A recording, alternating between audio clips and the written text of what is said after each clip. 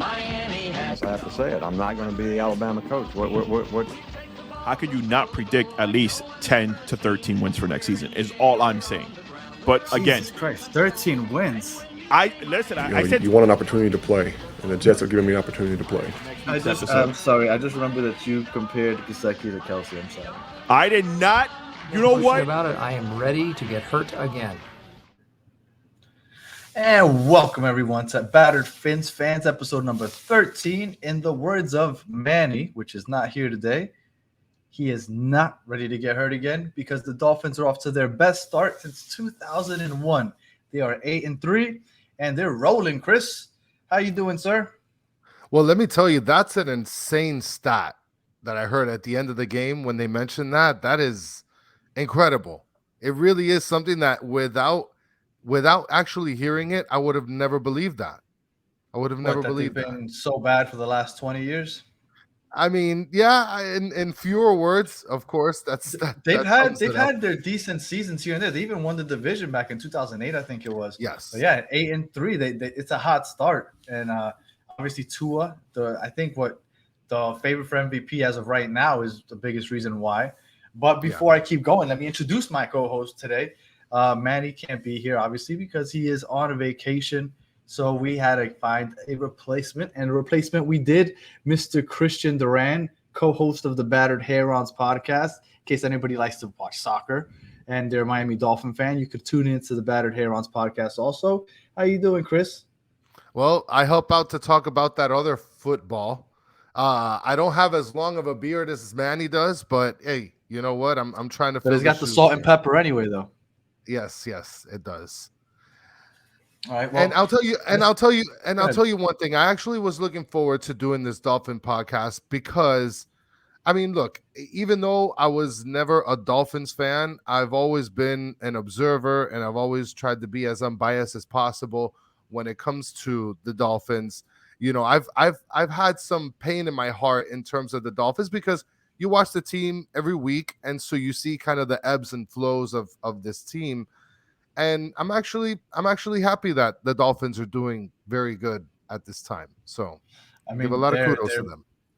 I mean, some people think that they're the favorites to win it all. I mean, I know that that's few and far between because a lot of people have the Chiefs and the Bills ahead of them. But yeah. I mean, they're up there right now with the way they're playing. So let's get into it. Let's get into last week when we had this episode on, we had Will Manso on, and we were talking, and I think the three of us basically agreed that this was just it was a bye week, is what it felt like. It was a bye week because the Texans were just so bad.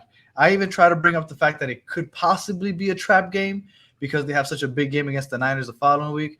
But even that was dismissed by Banny and Will because they said there's absolutely no way that the Texans even keep this close. And, I mean, for the most part, they were right because from start to – I don't want to say to finish because in the second half things got a little weird, I would say, and we can get into that in a second. But, I mean, it was 30-0 at halftime. I mean, at that point, you're flipping over to the Red Zone channel, are you not, Chris? I mean, I'll tell you what I think. Any game, it's like what everybody says, any given Sunday, right? Mm-hmm. Anybody can be able to win a game. And for the last couple of weeks, I've actually seen a lot of dogs beat some favorites. So if there's any sport that can give you that any given Sunday vibe, it's going to be football, right? But let me tell you something. The Houston Texans, they're the worst team in the league. A hot, steaming pile of garbage, right? And so to me, when I saw this game in the matchup, I said to myself, it is a bye week, right? I mean, of course, there's a toss-up in any sport, mostly in football, but when we're talking about the Houston Texans, they were 1-8-1. I mean, how much steaming pile of garbage can you get other than the Houston Texans, right? I mean, their quarterback, I don't even know what the guy's name is, Kyle Allen. Kyle Allen was playing this week. Yeah, I mean, where they pick him up from, like the Walmart, grocery store, picking up carts outside. I feel ultra bad for the Texans. They were just, they were disgusting.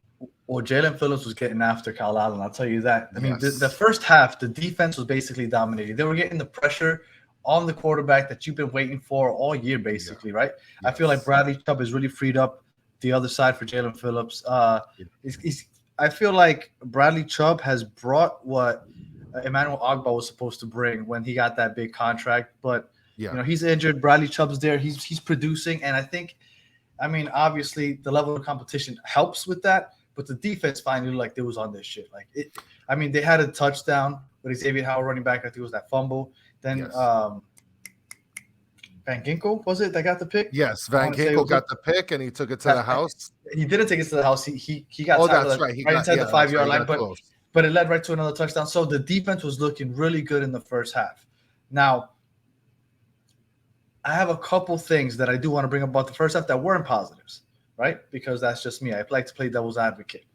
One thing that I've been talking to Manny about all season long, and maybe I'm overblowing it, but I think it's worth talking about. They move up and down the field at will, right? Yes. Tua gets the ball down the field quickly. He finds Jalen Waddle and Tyreek Hill all over the place.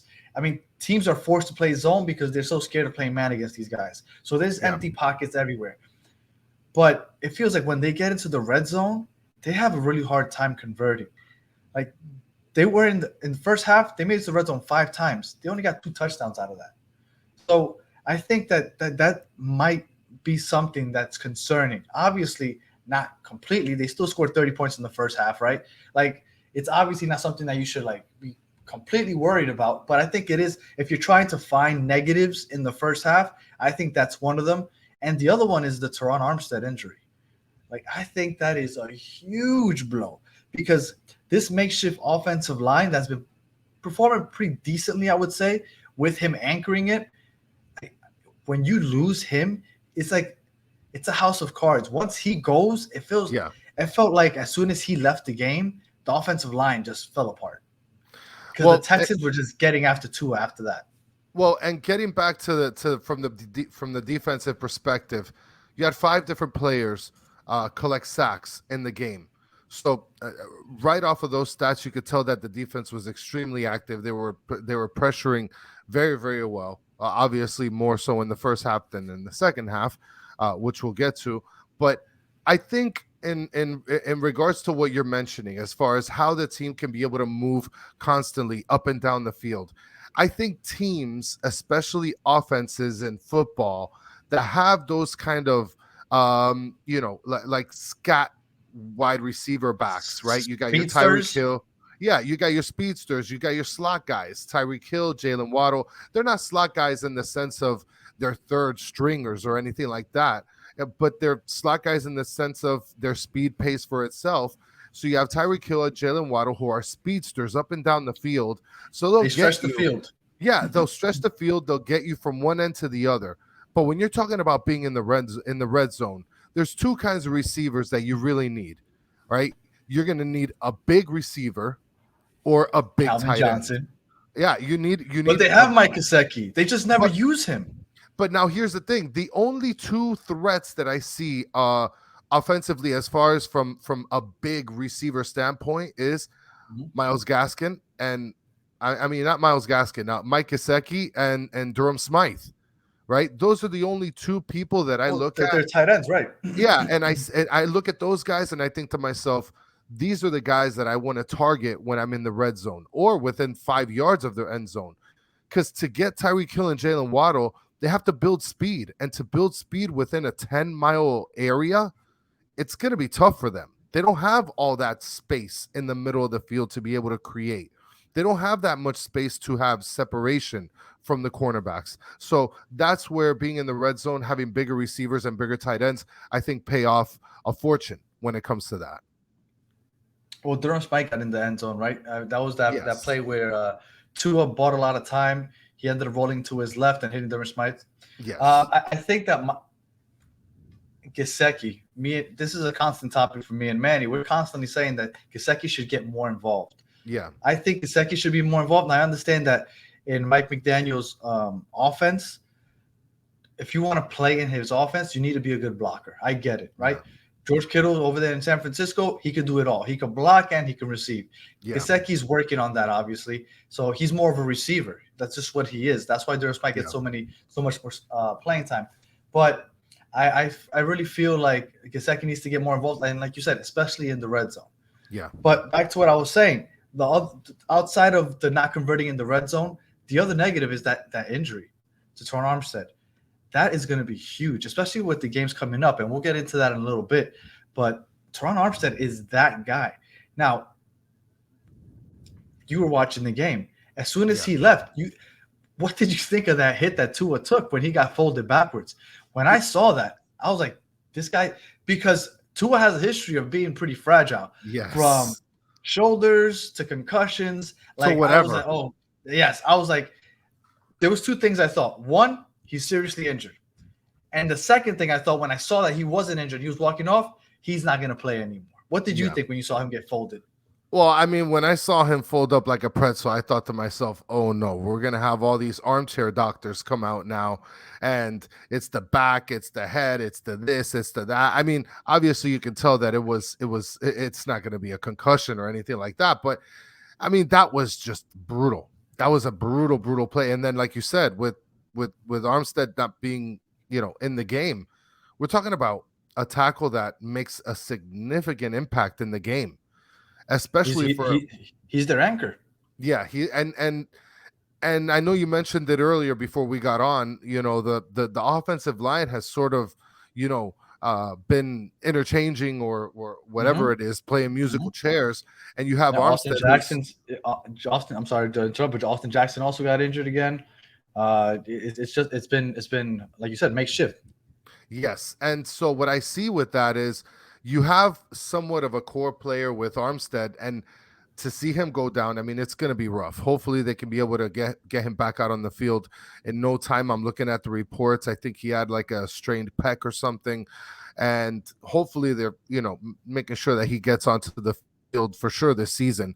I don't know if this is maybe like a couple week injury, but it wasn't this is going to be it was just a strain. Yeah, this is going to be. Yeah, it's going to be a significant blow. The only good thing that I see out of this is that you have a lot of offensive line, and I think Manny mentioned this in a podcast. You have a lot of offensive linemen that are getting some play. So when the time comes that people are getting major injuries, you're going to have a lot of people that are willing to fill in and do a serviceable job. Whereas when you have like a core five and then one of those people get injured, you get a fresh newbie out there. And they're the defensive line is looking at them like the next meal. They're going to eat you up and get the quarterback. Well, I mean, I can see what you mean by that. But, I mean, as soon as he left the game, it was a wrap for that offensive line. Tua has been sacked up until yesterday 3 times all season. You know how many times he was sacked yesterday after Teron Armstead got injured? Yeah. 4. Yeah. Now, before we get into that, I kind of want to know, what did you think when you saw Tua come back in the second half? Because I was shocked. I was not expecting him back in there. I mean, I thought that was foolish. I thought it was foolish to bring him back in. The team should have just let Skylar Thompson just play. I mean, look, you're playing a hot, steaming pile of garbage. Just let him get his reps in against this garbage team. And Tua, take a vacay, bro. Have a seat. Coach from the sideline. Do whatever, bro. Because we can't risk our prized possession of a quarterback, MVP, I guess, in a lot of the fans' eyes, and essentially risk the future of the season. I mean, this is the most successful that we've seen the Dolphins in over 20 years, and I don't think having him play the third or fourth quarter is going to be a payoff against a hot steaming pile of garbage. Look, when the Dolphins when they won the division in 2008, I mean, I know that the fan base was excited, but I don't think anybody thought we could win a Super Bowl.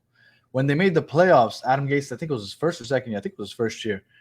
They made the playoffs. They made an early exit. I think it was against the Ravens. But at no point before the playoffs started did they think we're going to win the Super Bowl. This year, I feel like it's legitimate. I feel like people feel like we have a chance to make it to the Super Bowl.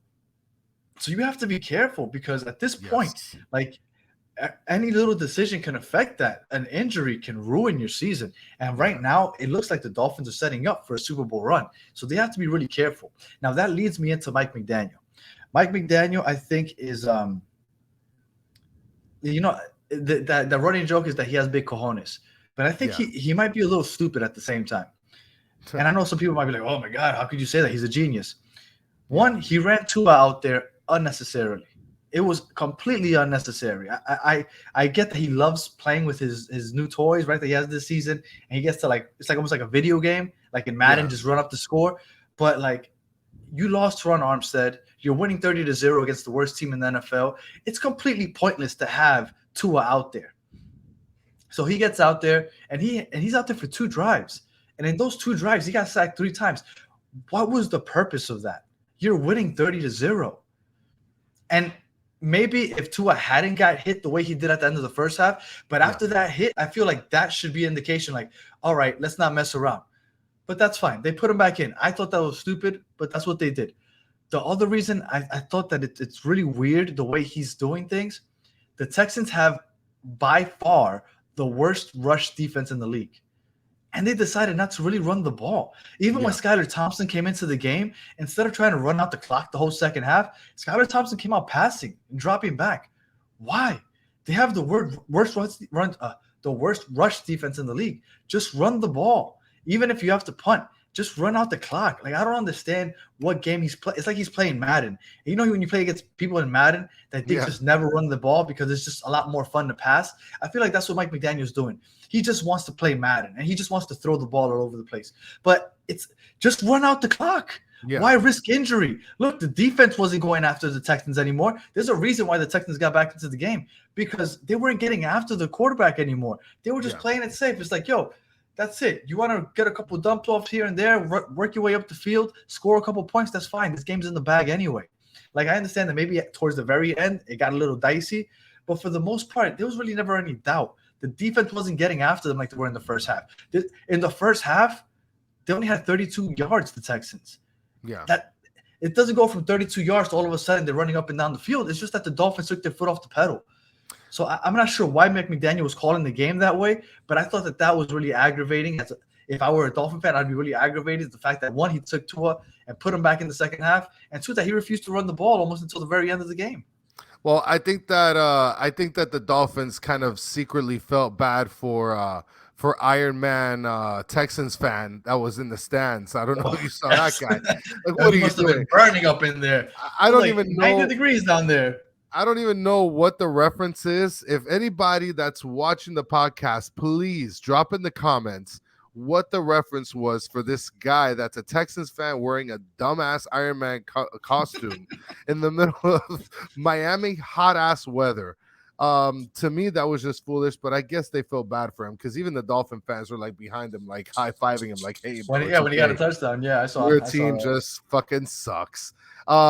Jeff Wilson ended up getting 13 carries for 39 yards. He got a touchdown, but at the end of the day, I think it would have been the perfect opportune time to play the running game more so than the passing game in the second half. You already have the lead. The Texans have a horrible run defense by far. I understand that Raheem Mostert wasn't playing, but Jeff Wilson's been balling. Like, just run the ball. Well, and I think it's not just about the fact that Jeff Wilson's been balling. It's about let's start to get our running back comfortable in the system and try to see what he can squeak out against the steaming pile of garbage.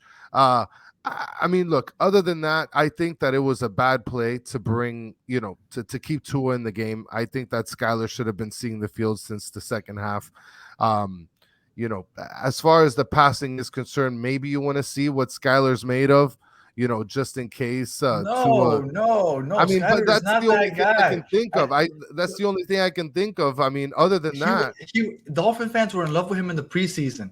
Then they finally got him in the regular season, and they're like, yeah, you know what? Maybe I was wrong. And then if that didn't prove it, like yesterday, I understand that he didn't have a lot of time because the Texans were getting after him. Yes. But I think Teddy Bridgewater's the backup again next week. Yeah, it could be, and I would recommend it for sure because this guy Skylar Thompson, he started. You like Teddy Bridgewater? Yeah, I mean, look, I like Teddy Bridgewater, but I'll tell you what, this guy Skylar Thompson, he's looking like Kyle Allen. All right, they both are going to be bagging groceries at the end of the season probably, and they don't match up to the best backup quarterback in my opinion, which is Matt Moore. Okay. And I told you I was going to drop a Matt Moore reference in here. I wish that Matt Moore was playing for the Dolphins, but that's neither here nor there. Just two more positives in the game, and then I'll ask you if you had any other positive. Right? 'Cause I told you Yeah. there's not a lot of negatives because I mean it was just Yeah. an ass kicking, but two positives. Jason Sanders didn't miss any kicks, which has been a problem for him. 3 for 3, good. And Duke Riley played his ass off. Duke Riley, he almost killed Rex Burkhead in the second half. I honestly thought he killed him. I thought he did. So Duke Riley played great. Jalen Phillips played great.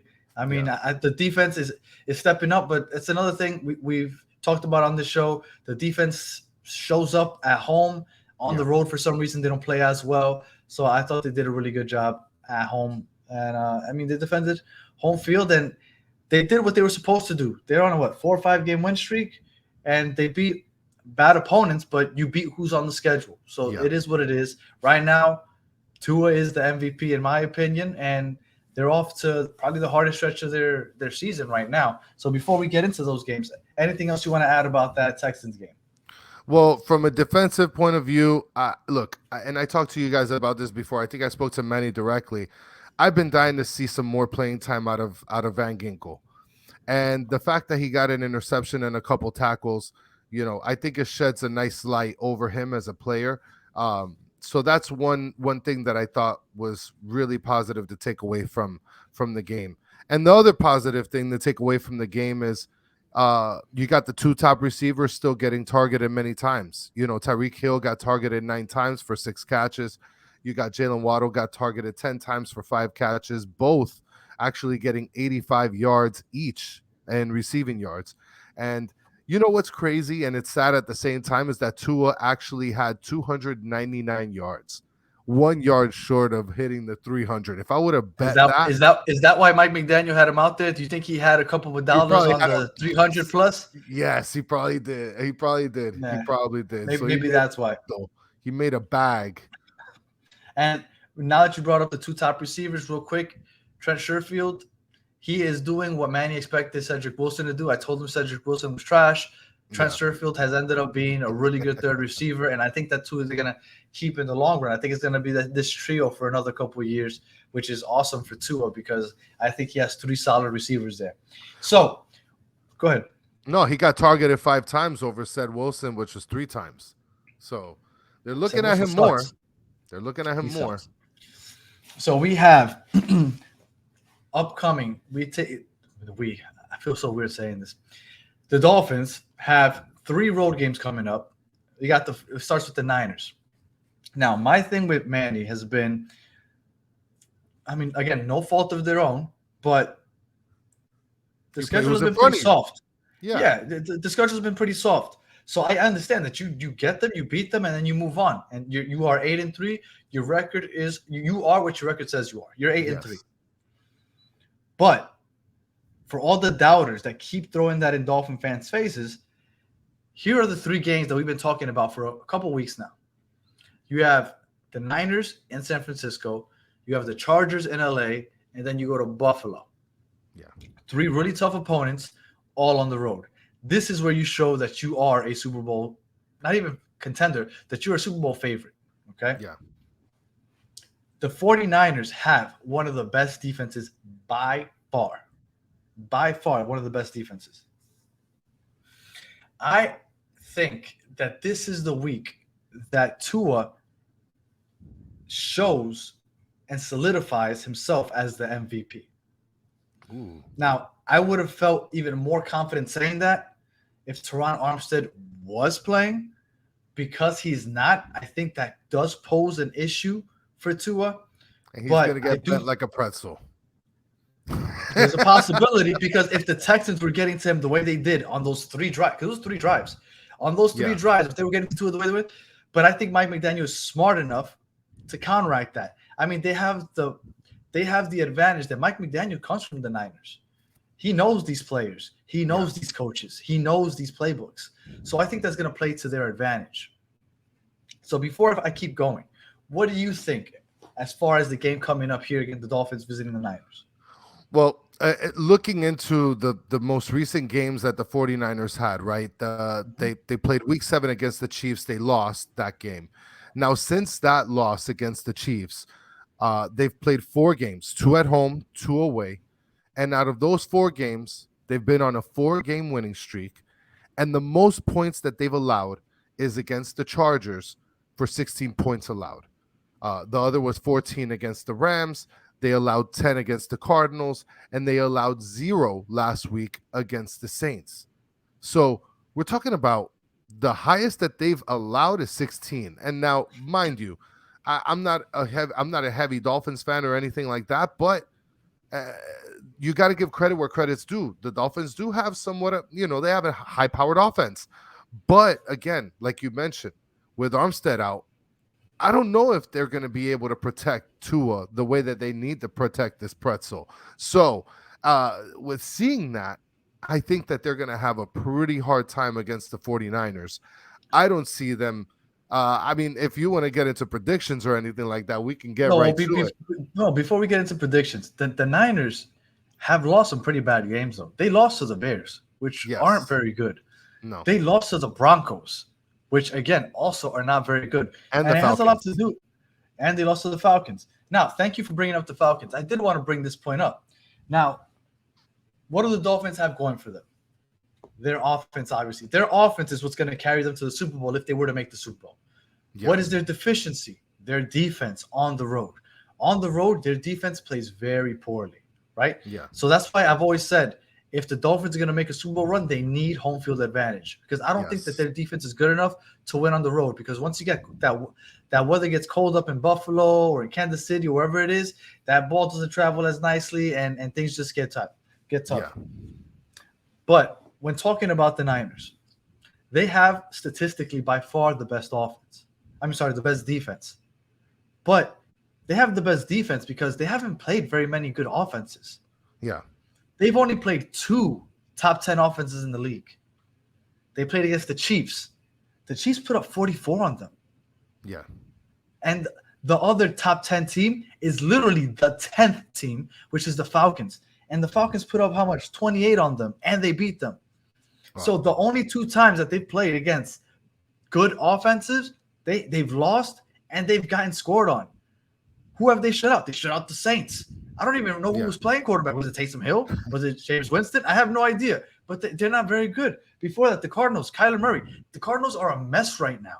Who knows what happened? Who else did they play? They played against the Bears. Horrible offense. They played against the Broncos. Horrible offense. The Panthers. Horrible offense. The Rams.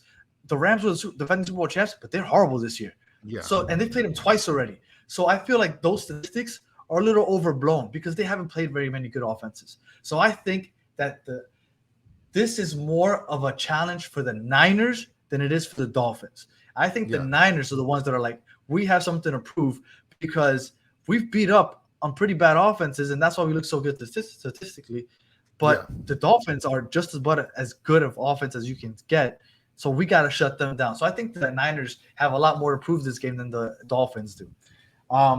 So with that being said, go ahead and give me that prediction that you were ready to give me. Listen, so looking at this game, it's high-powered offense versus one of the better defenses in the league. I mean, you mentioned it yourself. They've been playing some kind of, soft offensive teams. So we're going to see exactly where their defense stands, especially against a high-powered, Dolphins offense. And then, of course, you're going to have the Dolphins defense that's traveling, that plays poorly or somewhat poorly on the road. Yep. Against a pretty good offense in the 49ers. I feel like this is going to be a close game. I feel like it's funny because I'd like to refer to the close games as Dolphin games, but I feel like it's going to be a little bit higher than like a 6-10 sort of old school Dolphins game. I feel like it's going to be like I'd say like 17-24. And I think I'm going to go with the 49ers winning this one. Jimmy G has 16 touchdowns, only 4 picks. He doesn't turn the ball over very much. He's a game manager. He relies on his defense. That defense wins them games. But again, their defense isn't very good. The Dolphins' defense isn't very good. So we have this game coming up. I think as much as I want to choose the Dolphins to win this game, because I really do think they have a chance, because good offensive have been able to beat on the Niners. I think that the Niners, because they have so much more to prove, because Jimmy G plays pretty well and he doesn't turn the ball over, and the Dolphins, honestly, they have to prove to me that they can win a game on the road with their defense because they've been letting up a lot of points on defense. So until they can prove that, I'm going to have to go with the Niners, even though I really want to pick the Dolphins to win. I know that the Dolphins are going to go in as underdogs, but I have a really big feeling that the Dolphins might pull it off. But if I had to bet on it, I would say the Niners are going to win. And I'm going to go with the score of 24-20. 24-20. And I think the Niners pull it off at home. But I wouldn't be surprised if the Dolphins somehow pull it off because, again, the Chiefs put up 44 on them. The Falcons put up 28 on them. Like if the Dolphins' defense was better on the road, I might go with them. But because until they show me that, I'm going to go with the Niners.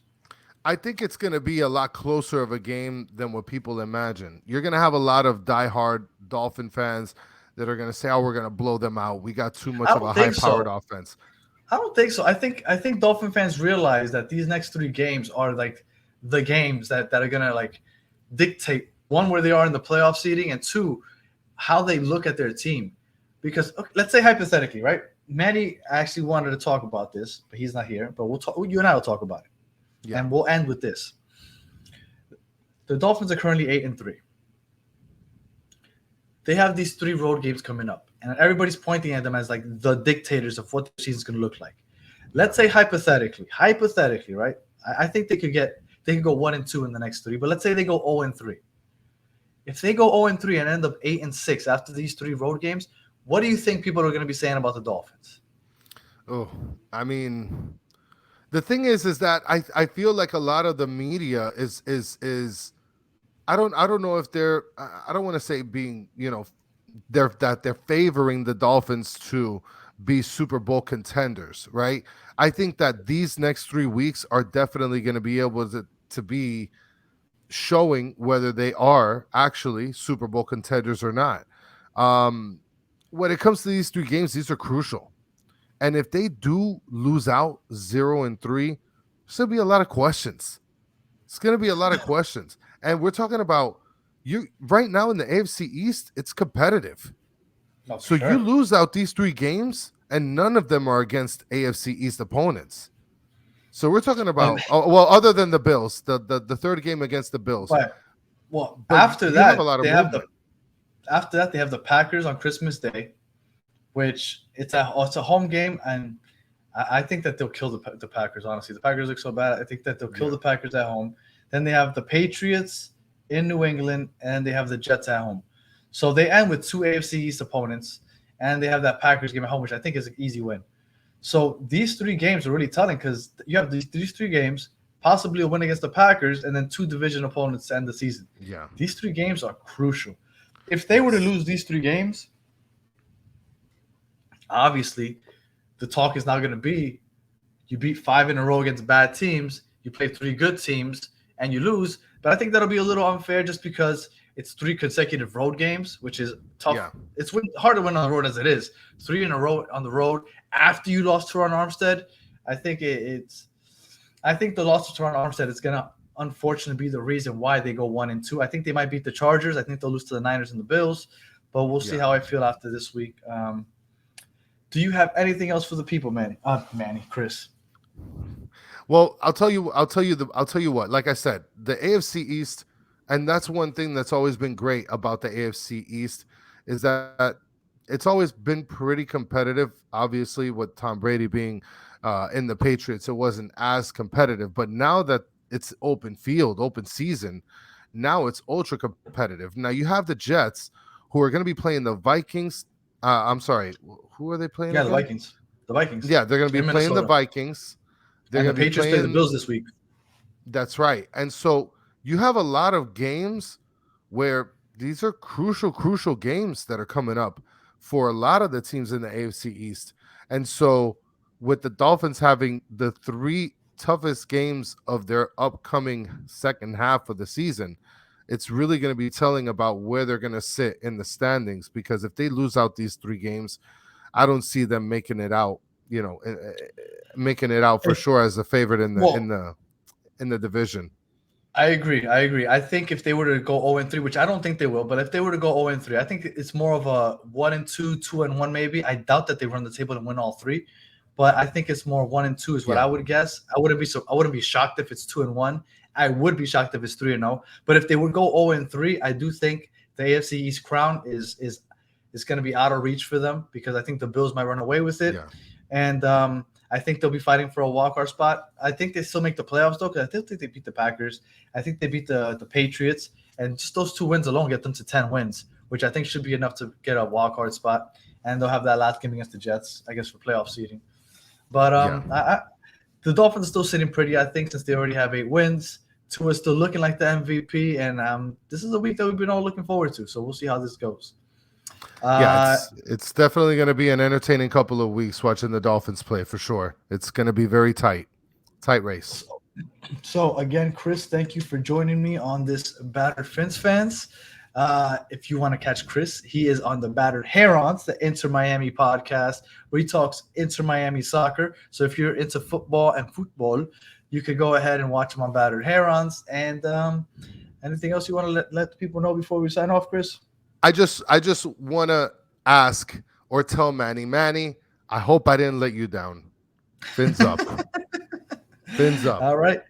Thank you guys for listening to episode number 13 of Battered Fins Fans, and we will catch you next week when we have the Bearded Fanatic back and hopefully celebrating another Dolphins victory. Peace.